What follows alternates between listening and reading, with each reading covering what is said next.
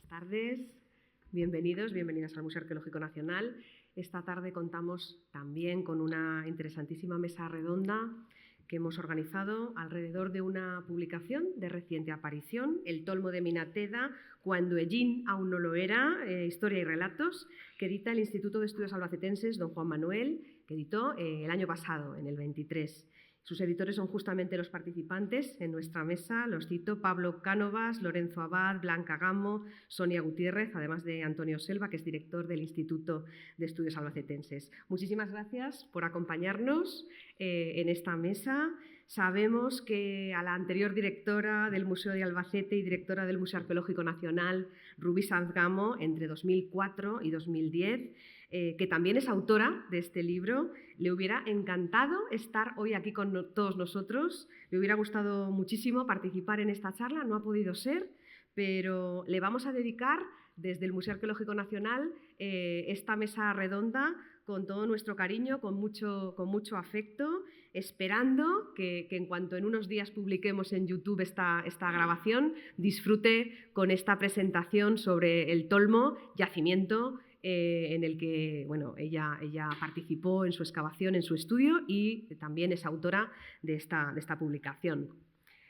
El Tolmo de Minateda, cuando Ellín aún no lo era, Historia y Relatos, pues es una obra muy singular, es una obra muy singular de fondo y de forma.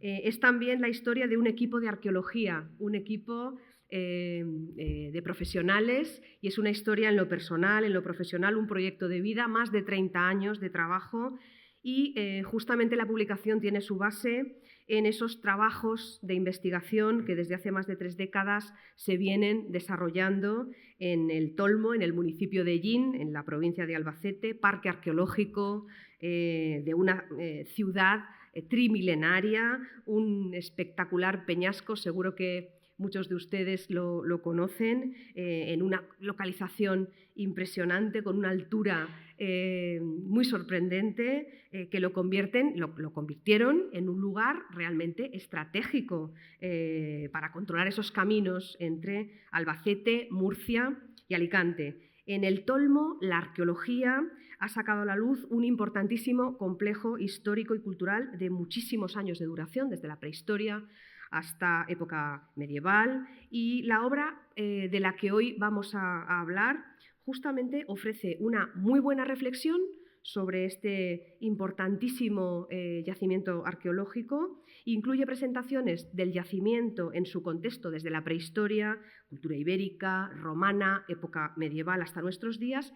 Incorpora 16 estampas de distintos autores y autoras, y luego también hay una parte de reflexiones sobre las gentes que allí vivieron, que allí trabajaron y que al final desaparecieron, y esta parte tiene forma de relatos, de narraciones que intentan dar vida a la cultura material del yacimiento y que personalizan en seres pues, que no existen, o de los que únicamente conocemos tal vez el nombre, pues esas historias, todos esos procesos, reviviendo de manera figurada esos momentos importantes en la vida de esta ciudad, en el Tolmo de Minateda y sus pobladores. Y a propósito de estas narraciones, de estas ficciones, estaba recordando, preparando la presentación, pues un par de libritos de relatos que un grupo de investigadores, estábamos hablando antes con los participantes en la mesa del profesor Ricardo Olmos, pues que justo con Ricardo Olmos y con Alicia Perea, con la editorial Polifemo, realizamos, iba a decir, en el Paleolítico, está por aquí Teresa Chapa, que también participó en Los seres soñados, arqueologías imposibles, y en La memoria de Iberia, cuentos, relatos e historias sobre el mundo de los iberos. Y la verdad es que recuerdo cómo los autores comentábamos pues, justamente esos detalles, ¿no? Esas historias, cómo disfrutábamos de la libertad y de la frescura que te permite este formato de los relatos y las ficciones. Y la verdad es que fue un proyecto muy bonito en el que aprendimos muchísimo, y son textos, todavía hoy los estaba releyendo, muy frescos. Así que en este punto, además, encontré una cita en esta publicación del Tolmo que los autores incorporan, de Gustavo Adolfo Bécquer, que recoge este libro muy pertinente para esto. Dice Becker: yo no sé si esto es una historia que parece un cuento o un cuento que parece una historia. Lo que puedo decir es que en su fondo hay una verdad. Y es como muy bien traída, ¿no?, la cita a propósito de esas ficciones. Bien, es indudable que en la publicación se aprecia también un vínculo afectivo con el yacimiento.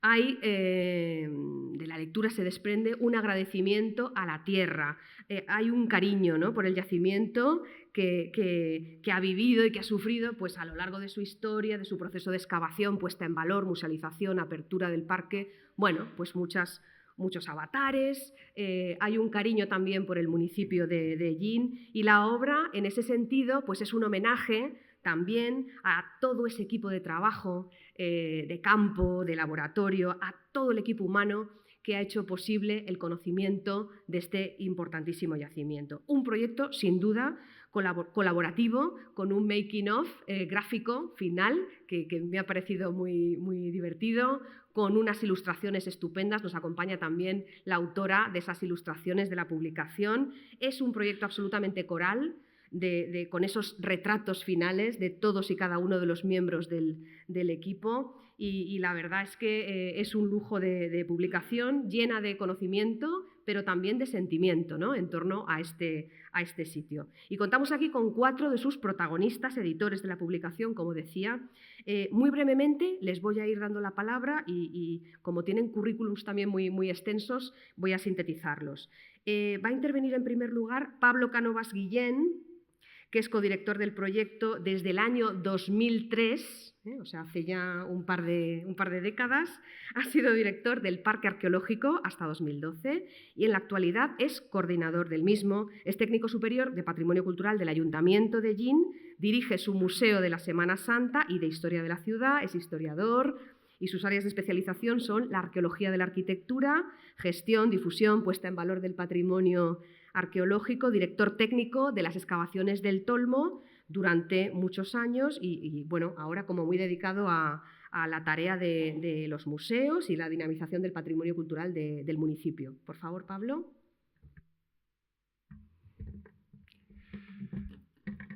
Muchas gracias.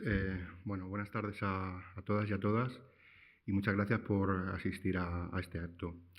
En nombre del equipo de investigación y bueno, de parte de ese equipo de investigación somos los que aquí nos encontramos, que somos los editores de esta publicación colectiva que hoy presentamos, pues queremos agradecerte, sobre todo a ti, Isabel, al Museo Arqueológico Nacional, pues la oportunidad de dar a conocer este trabajo del que nos sentimos particularmente orgullosos.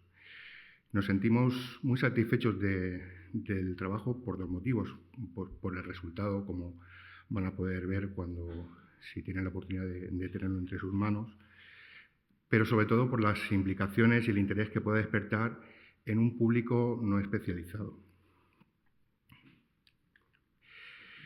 Y es que el proyecto de investigación Tolmo de Benalteda comenzaba hace ya 35 años y ha tenido siempre presente entre sus objetivos la difusión de sus resultados al gran público.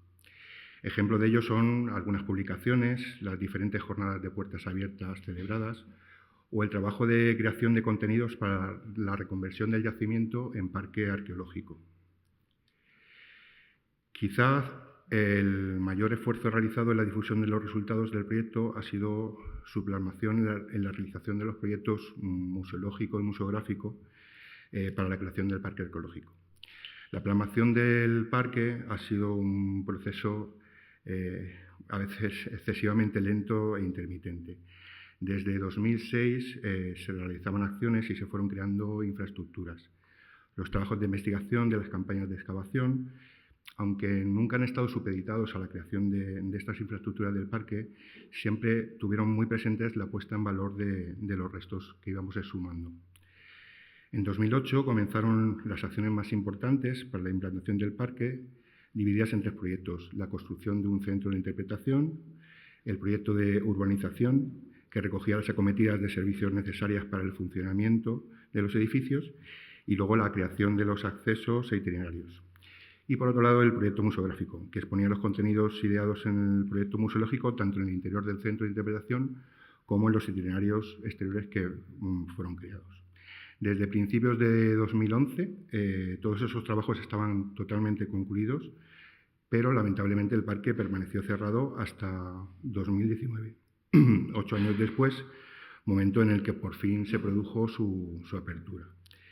En estos cerca de 4 años, con el cierre durante 16 meses por la pandemia COVID, el parque ha tenido cerca de 80.000 visitantes. Desde 1998, el equipo de investigación ha organizado casi una veintena de jornadas de puertas abiertas, con visitas guiadas dirigidas a escolares y público en general. Más de 30.000 personas visitaron tanto el yacimiento del Tolmo como el abrigo grande de Minateda durante todas estas actividades. Por otro lado, pues han sido muchas las publicaciones dirigidas al público en general, monografías, guías, folletos o artículos en prensa que, sin dejar de ser rigurosos en su contenido, buscaban una comprensión y un acercamiento hacia el lector lego en arqueología. Tenemos que destacar aquí la publicación de una serie de artículos en un diario de información digital llamado El Objetivo de Ellín, y bajo el título Cuando Ellín aún no lo era, pretendía que los ciudadanos de Ellín, localidad más cercana al Tolmo de Minateda, comprendieran cómo vivían las gentes en su territorio antes de la fundación de la ciudad que habitaba. Es ese precisamente el germen de este libro. El periódico desapareció y con él todo el contenido digital que en él creamos para esa citada sección. En su momento se llegaron a publicar una docena de artículos que son la base desde la que la segunda parte del libro está basada, del libro que hoy presentamos está basada.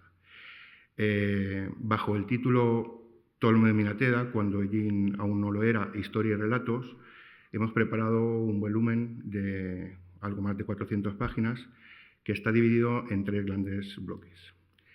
El primero lleva por título La historia del lugar y es un recorrido cronológico muy didáctico y de fácil lectura de los resultados de nuestra investigación y de otras que se han desarrollado en los últimos años en el territorio del actual Ellín.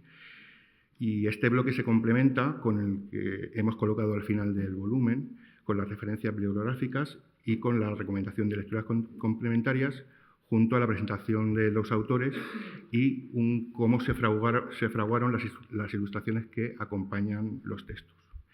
El otro bloque, al que ahora mis compañeros se referirán, es el de historias imaginadas, donde recogemos pues, una veintena de relatos cortos que recrean hechos, hallazgos y reflexiones con el objetivo de explicar de forma amena acontecimientos que bien pudieron haber tenido lugar en el Tolmo.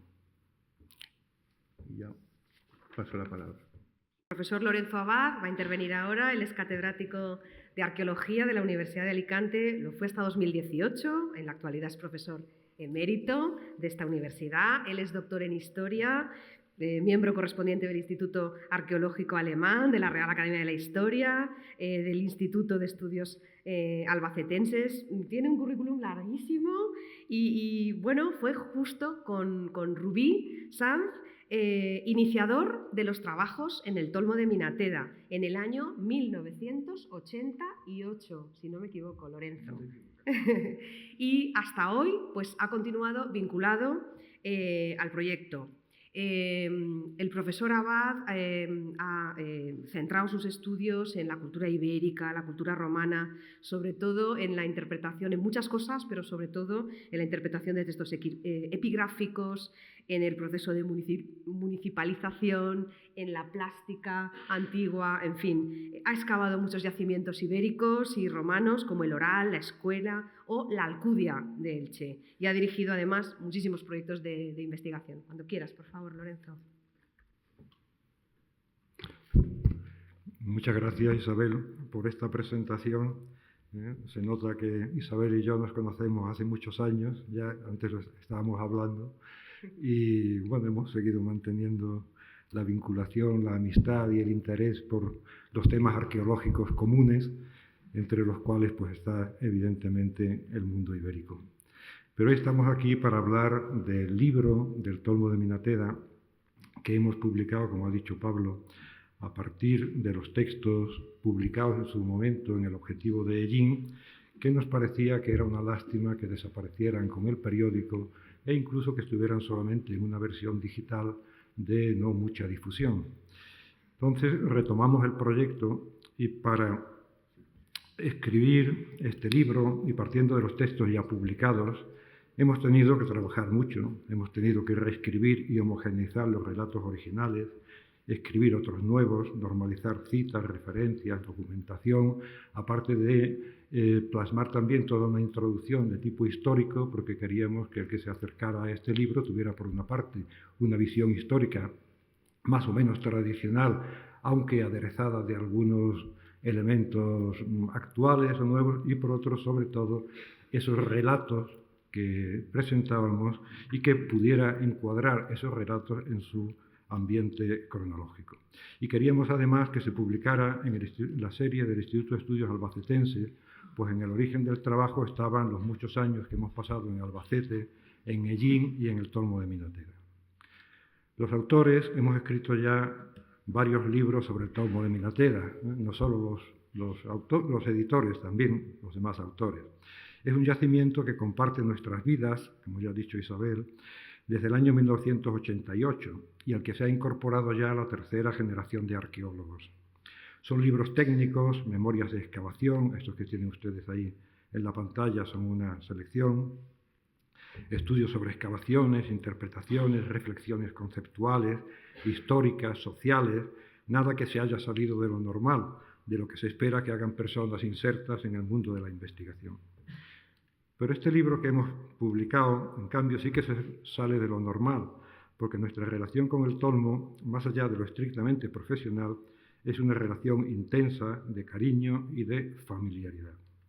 Hemos pasado allí muchos días, tardes, noches, hemos visto amaneceres, hemos cerrado la jornada a la luz de las linternas, hemos desafiado las tormentas por tener que terminar una excavación o un dibujo, hemos pasado calor, frío, sufrido la lluvia, el granizo y aunque parezca que no, en alguna ocasión también la nieve, como se puede ver en esas fotos del Tolmo nevado bajo la nieve. Nos hemos preguntado cómo eran aquellas ruinas que otrora fueron sus casas, cómo era su ambiente, su vida, qué valor tenían aquellos cacharros rotos e inservibles que encontrábamos en nuestras excavaciones, rotos e inservibles para nosotros, propiedades preciadas para quienes los utilizaron. Y con un proyecto que lleva tanto tiempo, pues la forma de mostrar las respuestas a estas preguntas han ido también pasando por los distintos avances tecnológicos que hemos tenido, desde el lápiz y el papel con que comenzamos a todas las técnicas y representaciones digitales actuales. Con frecuencia hemos reflexionado acerca de qué eran las estructuras que íbamos sacando a la luz, qué significaban para nosotros, pero sobre todo, qué significaban para quienes allí habían vivido. Esta reflexión ha sido un proceso largo, continuo, en el que han intervenido todos cuantos hemos participado en el proyecto, independientemente del cargo, la condición o el trabajo que desempeñaran. Y eso es precisamente, creo que lo que nos ha vinculado más con la propia sociedad de Hellín y algo de lo que nos sentimos especialmente orgullosos. Hemos vivido sus momentos gloriosos, asistido a la construcción de sus obras monumentales, desde su replanteo sobre el terreno, que reproducimos aquí, ahí en un replanteo humano, podemos decir, hasta su culminación, y tanto en la obra propiamente dicha como en la representación del trabajo realizado. Hemos participado en sus ceremonias de inauguración, pero también compartido con ellos sus momentos de zozobra, la caída de esos edificios a causa de terremotos, la introducción de nuevas creencias, la pérdida de seres queridos cuyos enterramientos encontramos en las excavaciones. Para ello, hemos imaginado historias de personas cuyo nombre conocíamos y sobre todo de personas anónimas. Hemos intentado ponernos en su lugar en momentos destacados de su vida y de la vida de la ciudad. Hemos visitado la quietud de sus difuntos, vivido el día a día sin gloria de una familia y experimentado la nostalgia de quienes allí vivieron. Este libro que hoy presentamos es un libro de ciencia y de ficción. De ciencia porque tiene una parte de narración histórica aderezada con unas estampas a manera de pequeñas píldoras monográficas que abordan cuestiones de interés sin cabida en el relato lineal. Y de ficción porque presenta unos relatos imaginados que dan vida al Tolmo y a sus pobladores, en los que hemos puesto nuestra mejor imaginación y nuestro mayor cariño. Pero en ningún modo es un libro de ciencia ficción. Todo lo que en él se dice tiene su apoyo en una base documental que se resume al final de cada apartado. Sonia, Blanca, Pablo y yo hemos editado este libro con todo nuestro cariño, con la colaboración de Rubí Sanz, como ya ha dicho la directora del museo, inició conmigo esta andadura en el año 1988 y que luego pues, los cargos que fue asumiendo le hicieron apartarse un poco de la gestión directa de la excavación, pero nunca del proyecto. Y luego, con ya una segunda generación de arqueólogos, entre los que están, y cito los que colaboran en el libro, han colaborado más directamente en el proyecto, Julia, Carolina, Mauro, con la ayuda de campo de Víctor y de Vicky, y con los estupendos dibujos de Begoña, que está aquí delante de nosotros, que tiene que salir ahí, que han contribuido a hacer mucho más amables y entendibles nuestros textos. Muchas gracias y paso la palabra a la directora que presentará al próximo de los intervinientes. Muchas gracias, Lorenzo. A continuación va a intervenir la doctora Blanca Gamo Parras, que es compañera de museos. Ella es técnica del Cuerpo Superior de Museos de la Junta de Comunidades de Castilla-La Mancha y directora del Museo de Albacete. Es doctora en Historia, miembro de número del Instituto de Estudios Albacetenses, codirectora del proyecto de investigación del Tolmo de Minateda desde el año 99. Es especialista en época alto medieval y en historiografía de la arqueología. Y en consonancia con ello, el Tolmo de Minateda, bueno, pues ha investigado sobre todo esta fase, ¿no? Alto medieval y la historia de la investigación arqueológica del yacimiento. Por favor, Blanca. Sí, si me permite un inciso. En la pantalla salen solamente algunos de los nombres abajo, tendrían que haber salido todos a medida que los he ido diciendo, pero al reconvertirlo a este formato de PowerPoint ha desaparecido, ¿eh? Pero ahí estaban todos. Falta alguno, ¿verdad? Sí, faltan algunos, sí. Bueno, gracias Isabel por la presentación y gracias a todos ustedes por la presencia.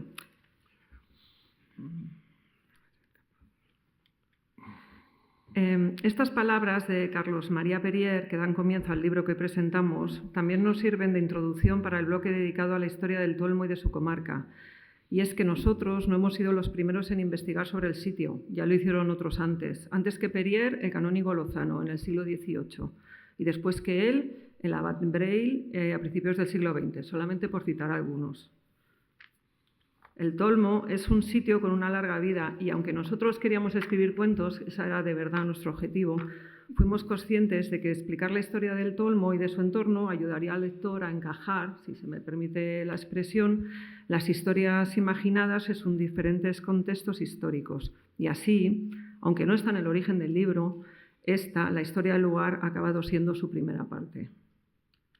Se trata de un recorrido lineal, se podría decir que incluso tradicional, y que, como ya han apuntado Pablo o Lorenzo, hemos procurado que sea didáctico y de fácil lectura. En cada capítulo hacemos referencias al acontecer en el propio yacimiento cuando es posible y, por supuesto, también a otros lugares, a otros acontecimientos o a otros aspectos varios del pasado de Ellín y la comarca llinera. Queríamos que fuese sencillo, por eso la bibliografía está al final, por eso no hay notas a pie de página y por eso hemos romanizado los términos árabes y castellanizado los latinos.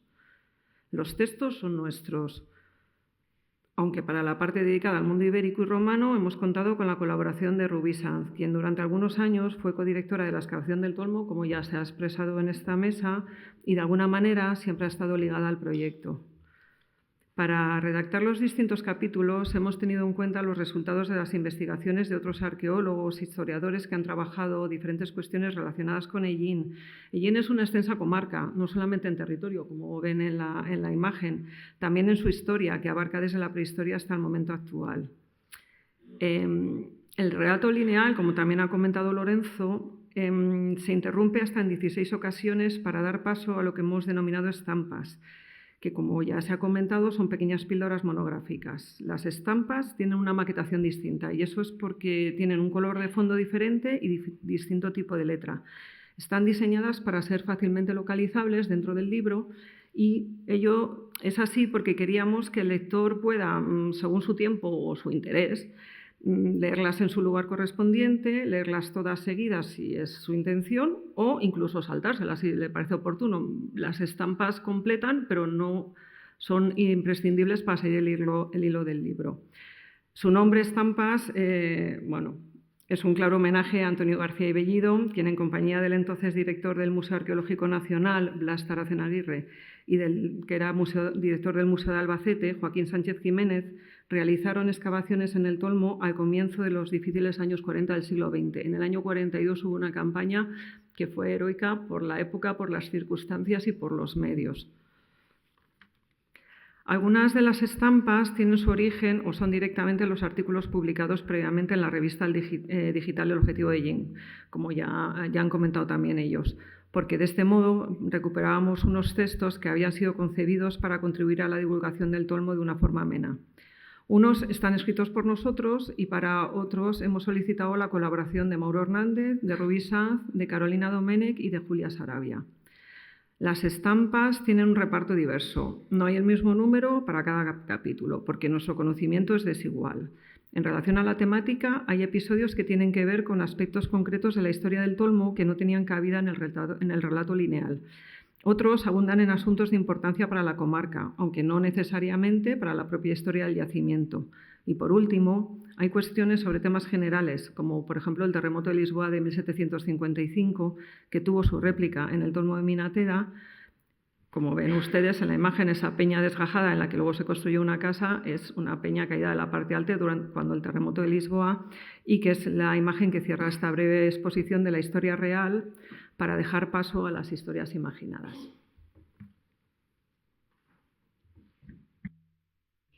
Muchas gracias, Blanca. A continuación, va a dirigir unas palabras la profesora Sonia Gutiérrez Lloret. Ella es catedrática de Arqueología de la Universidad de Alicante y desde el 90 codirectora del proyecto. Es doctora en Historia, miembro de número del Instituto de Estudios Albacetenses, directora del Grupo de Investigación Arqueología y Patrimonio Histórico de la Universidad de Alicante. Su investigación se ha orientado sobre todo a la transición entre la Antigüedad tardía y la Alta Edad Media y sobre todo especialmente en esos aspectos espaciales y territoriales con especial atención a los contextos arqueológicos y su importancia para el conocimiento de los procesos culturales. Ella ha sido miembro de distintas comisiones nacionales para gestión de la investigación y acreditación del profesorado y ha dirigido excavaciones en la Alcudia de Elche, en Guardamar y en Elche. Por favor, Sonia.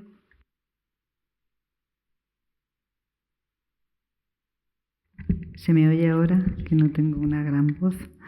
Bueno, muchas gracias, Isabel, por tus palabras y por invitarnos a estar en esta casa que también es la nuestra, ¿no?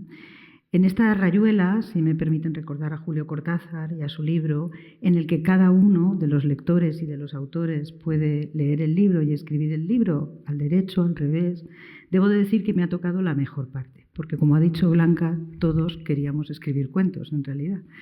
Entonces yo tengo que contarles un cuento y eso requiere una explicación que les voy a relatar. Los libros cuentan cosas científicas o literarias y lo normal es que unas y otras se escriban para públicos y medios diferentes en distintos medios. Gracias a las primeras, a las científicas, el Tolmo de Minateda se ha convertido en un referente histórico conocido en la investigación. Pero había otra historia, una historia con minúscula, que quedaba para nosotros y que a veces relatábamos a los visitantes para que entendieran lo que veían, pues no todo el mundo puede imaginar a partir de un cúmulo de piedras informe las cosas que a nosotros nos hacen saber cómo era la vida entonces. Gracias a esas ficciones que circulaban internamente, gentes maduras y trabajadoras privadas de estudios por la dura época que les tocó vivir, comprendieron por fin, cuando nos visitaban, qué eran esas piedras que, para su sorpresa, barríamos con denuedo. Lo de barrer las piedras es lo que más sorprendía siempre. Entonces, se me ocurre que todo esto estaba lleno de casas. Preguntó una vez una de esas personas que trabajaba mucho tiempo con nosotros, uno de los peones, que eran sabias a su manera, tampoco académica, Y esa sencilla pero laboriosa deducción, que para nosotros era obvia, fue una auténtica revolución. Nos caímos del caballo, fue nuestro viaje a Damasco. Y eso fue mucho antes de que la palabra transferencia existiese en los programas de investigación. Pensamos que esos relatos ficcionados internos, concebidos para explicar de forma amena la historia que descubrimos en la Tierra, también podrían recogerse en este libro, demostrando que es posible hacer ciencia con conciencia. Bien, lo he conseguido. Pero la transferencia ha de ser rigurosa, no inventada. Y el relato, por atractivo que resulte, no puede suplantar a la evidencia histórica. Es muy importante no confundir ambos mundos. Por ello, hicimos de las palabras de un célebre narrador de rimas y leyendas, Gustavo Adolfo Bécquer, a las que Isabel ya se ha referido, nuestra bandera, nuestro lema. Es evidente que nuestros relatos no son veraces, no describen hechos ciertos ni sus protagonistas son necesariamente reales, pero sí resultan verídicos. Es decir, están construidos de acuerdo a los datos objetivamente contrastados y por ello se acompañan siempre de los conocimientos que los fundamentan al final, para que el lector pueda leer un cuento y saber cuánta verdad hay en la base de ese cuento. En el origen está, como no, Elena Graeca, la primera llinera conocida y la primera que apareció en uno de esos relatos de la prensa a la que se han referido mis compañeros, cuando uno de nosotros, en concreto Lorenzo, maestro como siempre hasta en esto, decidió contar la historia de las gentes mencionadas en las inscripciones. Imagínense ustedes qué difícil, ¿no? Hacer un relato divulgativo sobre la epigrafía, perdón, pero es difícil a priori.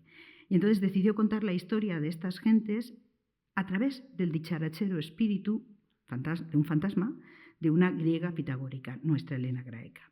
Nos picó el gusanillo a los demás, el gusanillo literario, y pronto, con mejor o peor acierto, otros relatos adoptaron la voz de personajes que existieron.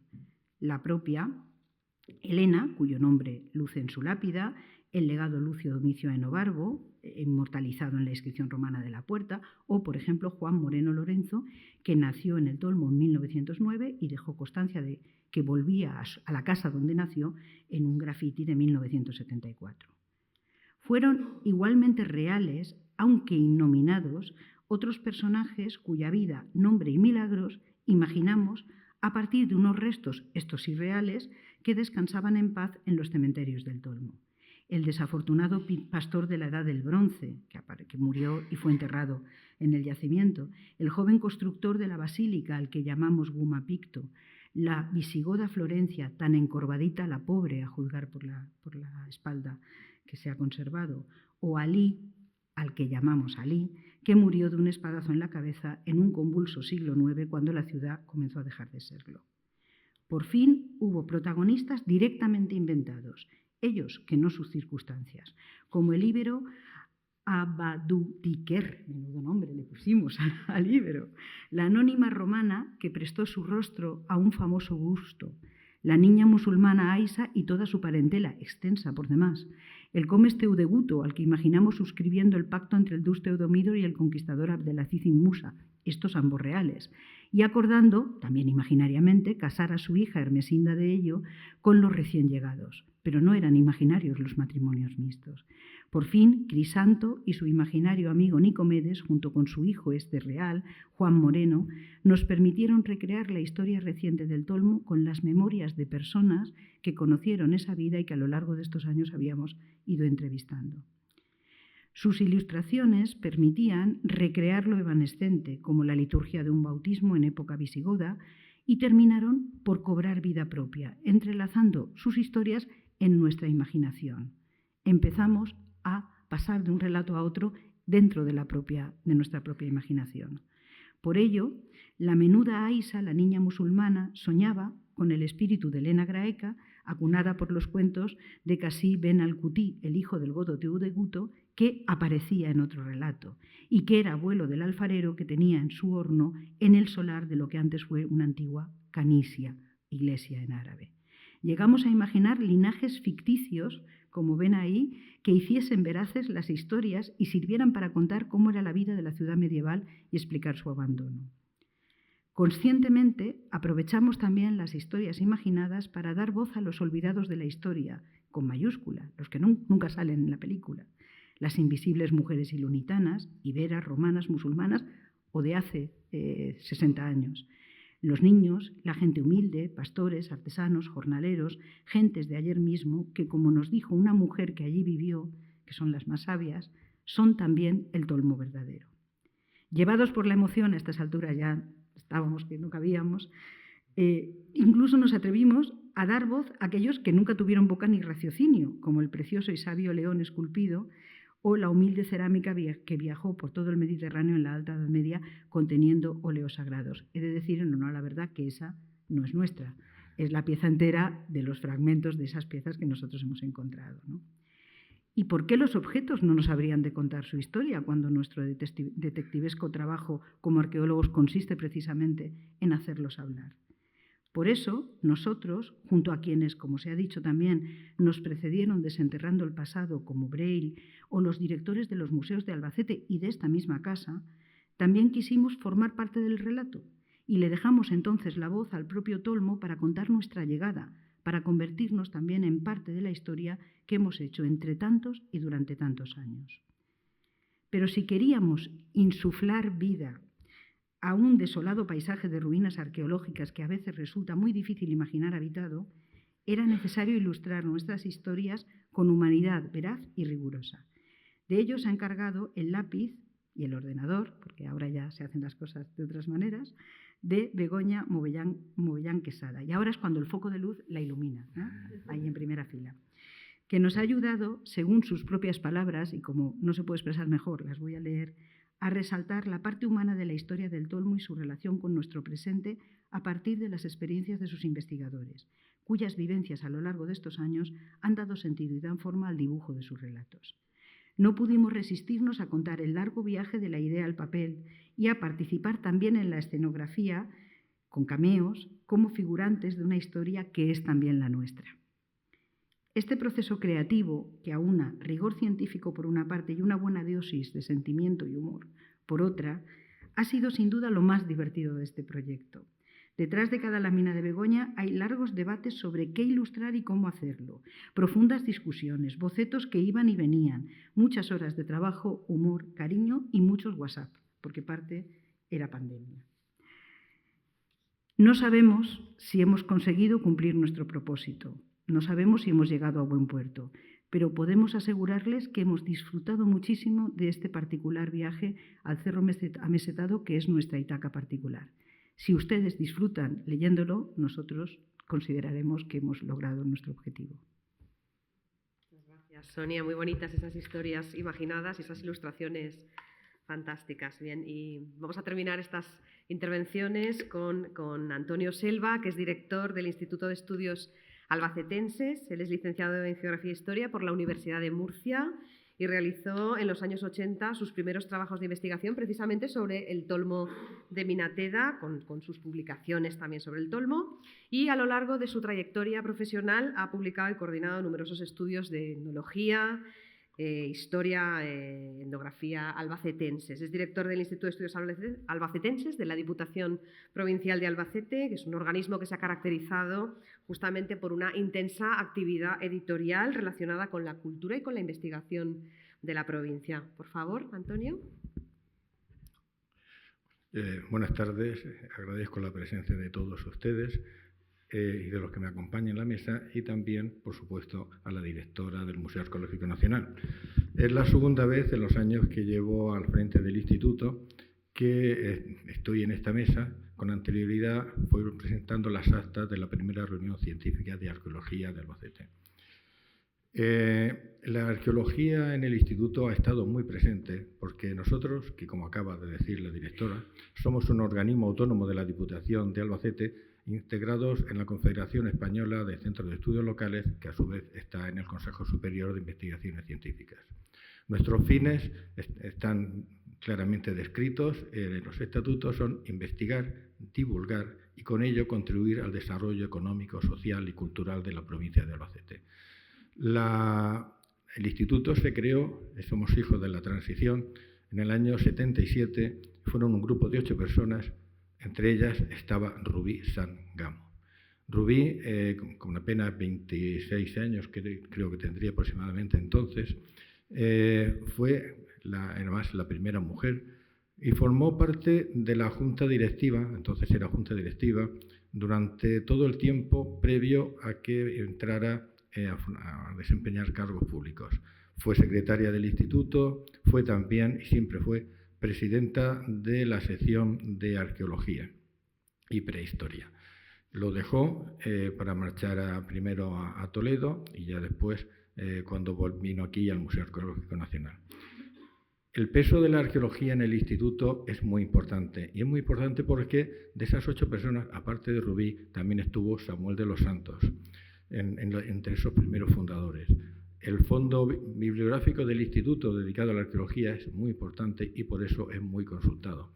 Además, Rubí, que formó parte, fue la primera persona de la que tuvo conocimiento de que en unas lluvias torrenciales en el otoño del 88 dejaran a la luz los sillares, la que a través de quien ella había conocido, de Manolo Vendala, contactó con Lorenzo e inició la andadura en el Tolmo de Minateda.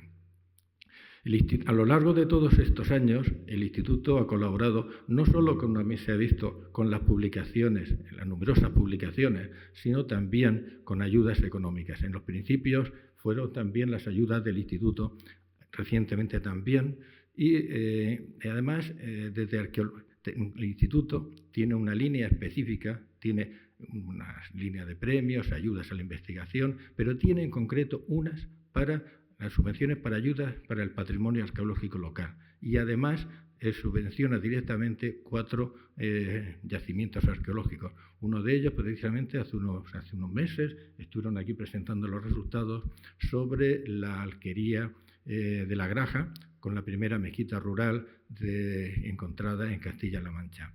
Todo esto ha sido gracias al esfuerzo de las personas que día a día trabajamos en la arqueología, en el patrimonio y en todo el desarrollo de la provincia. De las 4 personas, 5 que estamos aquí en la mesa, no 6 con la directora del museo, pero de los autores, de ellos, Rubí, miembro del instituto, Sonia, Lorenzo y Blanca. Blanca fue también compañera en mi primera andadura como director del instituto, estuvo en la sección de arqueología y precisamente en donde había estado Rubí, en arqueología y prehistoria. Rubí es la actual directora. Toda esta intervención mía la quiero dedicar a ella porque sé que anoche estuve con ella, que le hubiese gustado estar aquí y creo que ha sido y sigue siendo una persona que ha impulsado con toda su fuerza el desarrollo de los estudios de arqueología. Fue la que impulsó la creación precisamente de las líneas de subvenciones para ayuda al patrimonio arqueológico local. Creo que esta mañana, en una reunión que he tenido en Ciudad Real de la Academia de Ciencias Sociales y Humanidades de Castilla-La Mancha, se pedía un homenaje para ella. Creo que el mejor homenaje que le podemos rendir ahora mismo es recordarla en esta presentación de este libro y dedicársela, porque cuando esté en YouTube lo va a ver y le va a gustar. Quiero finalizar refiriéndome, lo ha dicho la directora, antes de que el Tolmo se empezara a excavar, ya en el primer Congreso de Historia de Albacete presenté una comunicación y luego hice otro trabajo posterior sobre los sectores de trabajo sobre las prensas. Y precisamente unos meses antes de las inundaciones que dieron lugar, hubo unas jornadas en Ellín donde ya de manera muy timorata, ya publiqué que la ciudad romana no era la Ellín, como decían todos, Ellín, Leilunum de Ptolomeo, sino que se situaba en el Tolmo. También a ello me contribuyó haber realizado un estudio de la red viaria romana en el sureste, donde también hablaba ya del trazado de las vías. Es decir, si mi trabajo como director ha sido impulsar todo esto, también tenía ya una participación personal que se agranda con el hecho de que en un libro también publicado por el Instituto sobre la pintura de Minateda, de Alexis Armengol, ya hablaba, y en otro sobre lo de Breil, hablaba de la cercanía familiar de mi padre al Tolmo de Minateda. Con todo esto, y para finalizar, y enlazando con lo de Sonia, se me ha venido oyéndola a ella aquella canción de Raymond de Yo vengo de un silencio, porque este libro habla de gentes anónimas a las que ellos les han puesto nombre y cara, con un trabajo de divulgación que, desde luego, a la ilustradora hay que decirle que hace que la historia sea asequible. Decía profesor Fontana, dice, ¿por qué, siendo la historia tan atrevida, tan interesante, algunos historiadores la hacen tan aburrida? Este libro les puedo asegurar que no es aburrido, une la ciencia y la divulgación, y por eso el Instituto y la Diputación, a través nuestra, ha tenido la suma satisfacción de publicarlo y la suma satisfacción también de hoy presentarlo en este marco que le da todavía más realce a ese trabajo que hacemos en el Instituto de Estudios Orbetenses. Muchas gracias a todos y les felicito a los autores. Antonio, pues muchísimas gracias. La verdad es que el sitio arqueológico es espectacular y la publicación tiene estos componentes científicos, creativos, gráficos, ¿no? Emocionales, ¿no? Incluso que hacen que merezca la pena. No sé si tienen alguna pregunta, alguna curiosidad. Pues aquel editor. A ver, gracias a otro miembro también del instituto, que no estoy aquí, Juanma Bascal, pero conocido por todos, se creó hace ya muchos años, en la época de la crisis. La crisis yo creo que estimula la creatividad. Entonces pusimos en marcha la biblioteca digital. Por un lado, lo puedes encontrar a través de la biblioteca digital del instituto de forma gratuita, y también se puede adquirir en cualquier librería. En Madrid no sé yo porque nosotros funcionamos a través de un distribuidor, que es Pórtico, que él ya lo distribuye por otro sitio. En la librería de Albacete lo puede encontrar, pero posiblemente te sea mucho más fácil, más cómodo utilizarlo la descarga digital.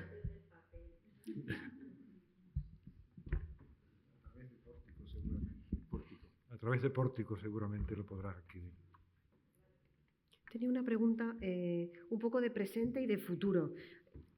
¿Cuál es la realidad del parque arqueológico? O sea, ¿está funcionando? ¿Está abierto? ¿Qué horario tiene? ¿Grupos escolares? De presente. Y de futuro también, no sé, ¿cuáles son los objetivos? Después de 30 años de investigación, ¿qué os estáis planteando ahora? ¿Hay sectores del yacimiento que todavía tienen que excavarse, todavía se tiene que seguir investigando o en su contexto, en su territorio, en su paisaje? Un poco presente y futuro del Tolmo. Pues en cuanto al presente, afortunadamente hay que decir que el parque está abierto, que justo hoy precisamente se reabre después de 15 días de vacaciones, bueno, pues porque los trabajadores tienen derecho a disfrutar las vacaciones y se suelen coger la primera quincena de enero. Y bueno, pues afortunadamente está funcionando bastante bien.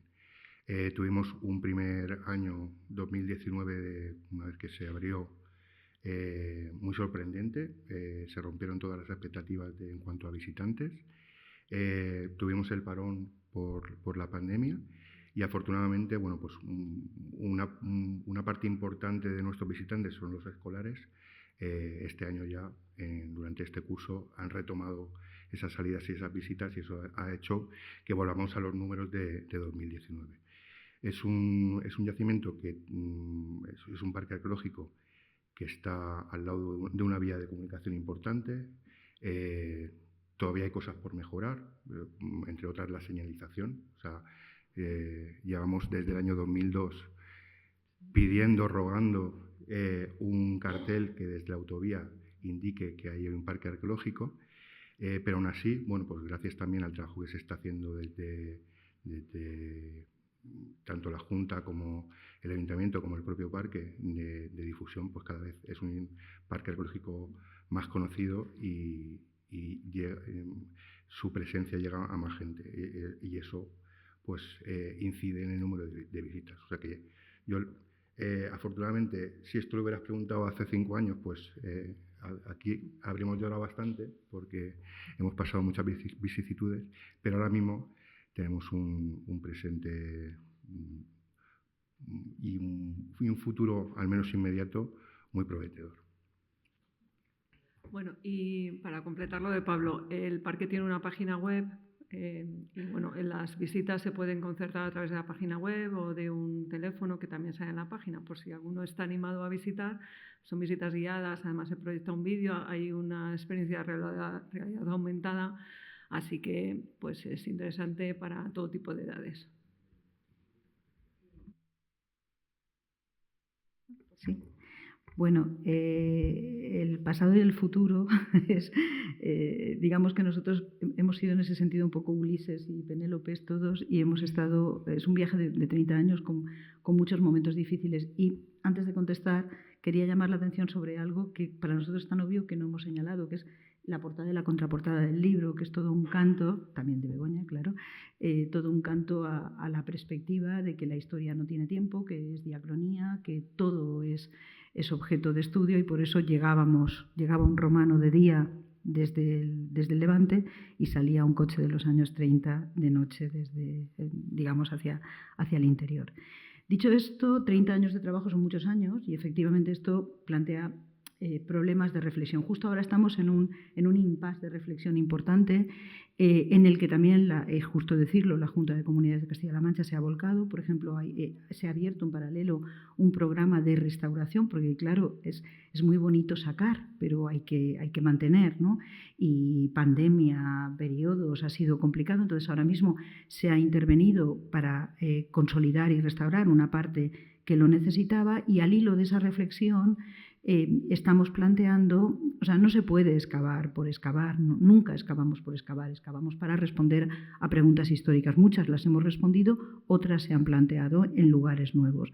Entonces hemos decidido que ahora vamos a estar un periodo, digamos, actuando en función de solucionar aspectos puntuales y de publicar, aunque se ha publicado mucho, no hay un problema de falta de publicación, pero publicar la materia gris, es decir, muchos de los datos que nos permiten construir y que en un artículo, saben ustedes que ahora la ciencia durante unos años, ahora parece que va a cambiar, eran papers en inglés, breves, cortos, concisos y revolucionarios. Y el trabajo arqueológico y el trabajo histórico es lento, pausado, meditado. Entonces ahora estamos en ese impasse. Estamos excavando en cuestiones muy puntuales y generando un registro de documentación histórica. Ese es nuestro futuro, con el apoyo del Instituto de Estudios Albacetenses, que siempre está ahí y nos apoya, y con la Junta de Comunidades de Castilla-La Mancha y con la Universidad de Alicante, que también cofinancian. Y creemos que seguiremos así. Yo lo siento si pregunto.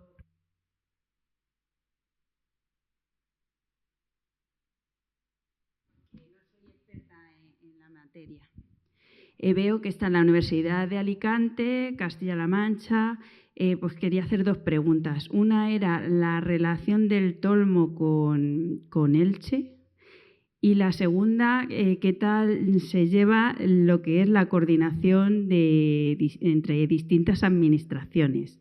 Si habéis tenido algún problema o os habéis coordinado fenomenal, porque uno es la universidad, otro es la Junta, el Ayuntamiento. Pero vamos, sobre todo la primera pregunta, la relación del Tolmo con Ilici o con Elche. De forma simple.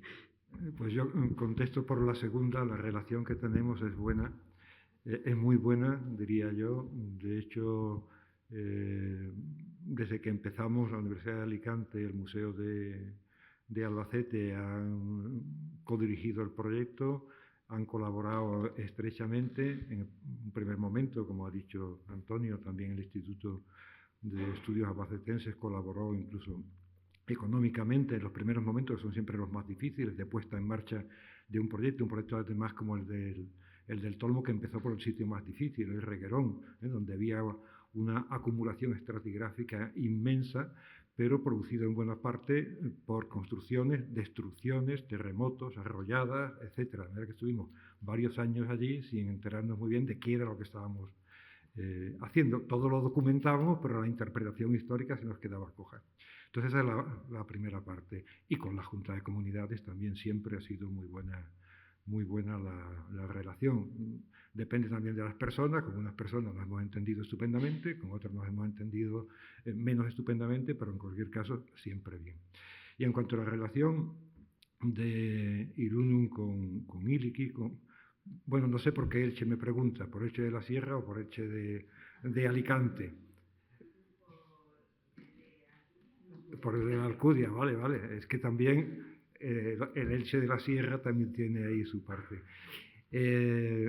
La relación con Iliki, pues según los estudios que hizo sobre todo Javier López Precioso, y no sé si Antonio también participó en aquel estudio, estudios viarios, se demostró que existía una relación directa de una vía secundaria, o como sea, entre la Alcudia, entre Iliki e Ilunum. La idea que yo tengo es que esas dos ciudades, Iliki es una colonia con una doble fundación, la segunda, que es la que a nosotros nos interesa, en el año 27-26 antes de nuestra era.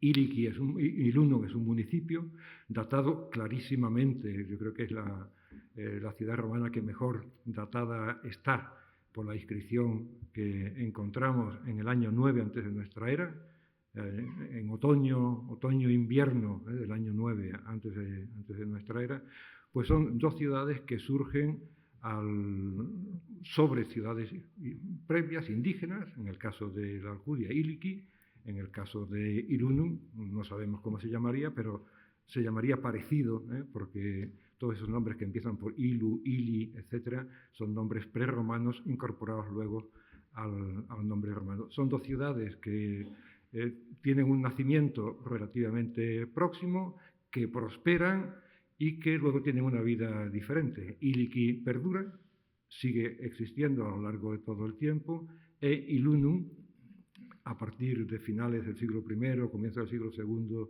de nuestra era, tiene un decaimiento, un cierto decaimiento. Parece que las poblaciones bajan al llano, bajan al entorno, la ciudad queda pues como el centro monumental, el centro religioso seguramente, y perdura durante bastante tiempo hasta que se produce una crisis en todos los sentidos de la palabra, y esa la va a explicar Sonia. Bueno, brevemente, porque no estamos para crisis, ¿no? Si la historia había estado ligada había estado ligada por la vía y por la relación territorial, en el final del mundo romano y toda la Alta Edad Media va a estar ligada incluso políticamente. El Tolmo de Minateda, es decir, la ciudad visigoda, que allí se crea casi ex novo, porque la ciudad romana estaba en un estado bastante deteriorado, se hace en el marco de un conflicto bélico entre visigodos y bizantinos, Cartagena como capital, Toledo como capital. En el avance se conquista ese territorio, se crea una nueva sede episcopal para suplantar al obispado de Iliki, precisamente, que está en manos bizantinas. En el momento en el que se ocupan los territorios, el mismo obispo detenta las dos titularidades, que es muy frecuente. Entonces, durante varios concilios, el mismo territorio, la misma diócesis eclesiástica o administración eclesiástica depende de una misma persona, van a estar vinculadas siempre. Y eso ocurrirá también en el momento de la conquista islámica, porque en ese territorio un personaje, posiblemente un dux, que tiene poder y capacidad de control, pactará unilateralmente después del 711 y de la llegada, en fin, de la desaparición de Rodrigo, con los conquistadores en un territorio que incluye varias ciudades, entre ellas la nuestra, ello ya arabizada en Iyu y pronunciada en árabe Ia, Matinatía, ya les va sonando dónde acabaremos llegando, funcionarán juntas, y la historia dirá que esta ciudad de Madinatía, que era Iliki, se abandonará, o sea, la Ilch ya se abandonará a lo largo del siglo VIII paulatinamente. Esta perdurará hasta casi el califato, hasta que en un momento concreto, un poquito antes, en época emiral, Abderramán II acabe con el problema y diga que se cree una capital para ese territorio, que será la ciudad de Murcia, Mursilla. Y este centro empezará a decaer. O sea, la historia va a estar ligada y luego continuará ligada. Tanto es así que el lema de nuestro parque arqueológico era precisamente una ciudad en el camino, un camino en la historia, porque lo que vertebra y da sentido a esta historia es el camino, esa vía que empezaron a estudiar los pioneros hace unos años. ¿Hay alguna pregunta más? Bueno, pues entonces muchísimas gracias por su asistencia y les damos un aplauso a estos ponentes estupendos.